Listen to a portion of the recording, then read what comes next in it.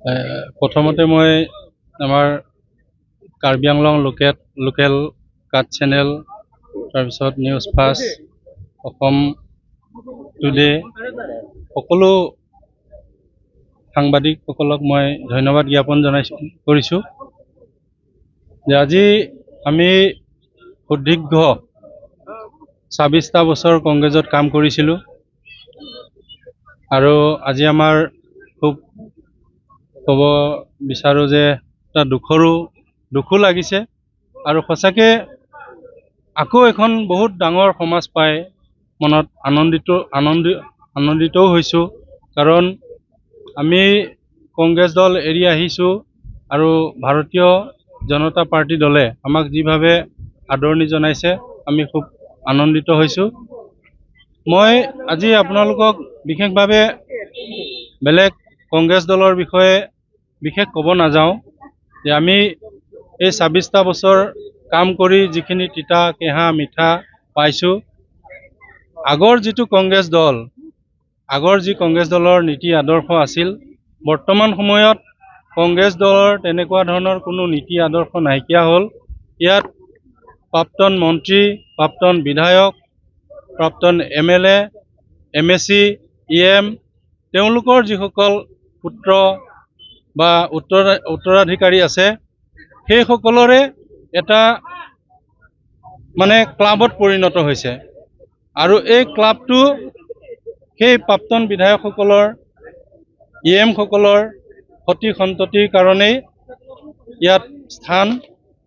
বাকী যিসকল নিষ্ঠাবান কংগ্ৰেছ কৰ্মী, তেওঁলোকে দলটোৰ যি বিপৰ্যয় আৰু দলটো শুধৰণি কৰিবৰ কাৰণে যদি ইয়াত মাত মাতা হয়, তেতিয়াহ'লে তেওঁলোকে আমাক দল বিৰোধী কাৰ্যকলাপ বা নেতৃত্বৰ ওপৰত তেওঁলোকে মাত মতা বুলি বিভিন্ন ধৰণৰ অভিযোগ আনি আমাক বিভিন্ন ধৰণে হাৰাশাস্তি কৰিব বিচাৰে।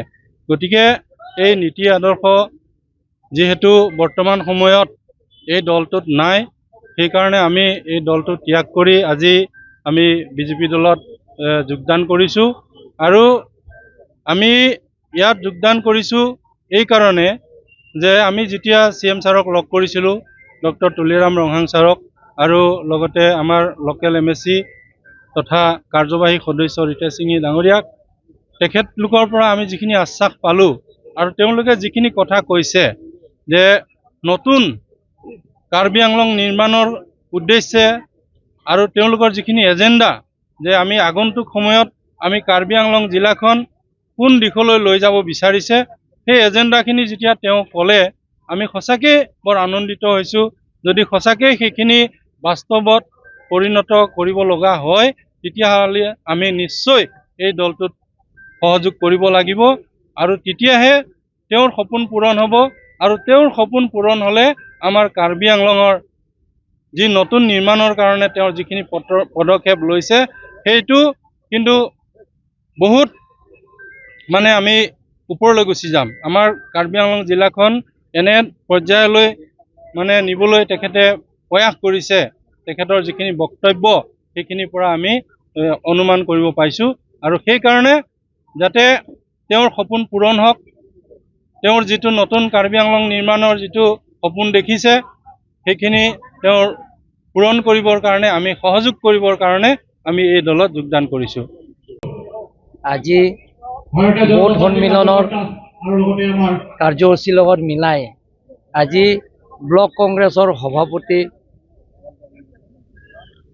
আমাৰ প্ৰশান্ত বৰা নেতৃত্বত 231 কংগ্ৰেছৰ দলৰ পৰা ত্যাগ কৰি আমাৰ বিজেপি দলৰ যোগদান কৰা হৈছে।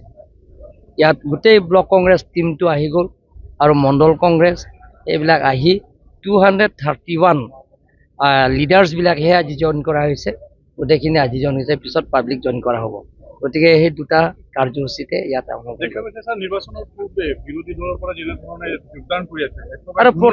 প্ৰত্যেক সময় আমি মিলাব পৰা নাই।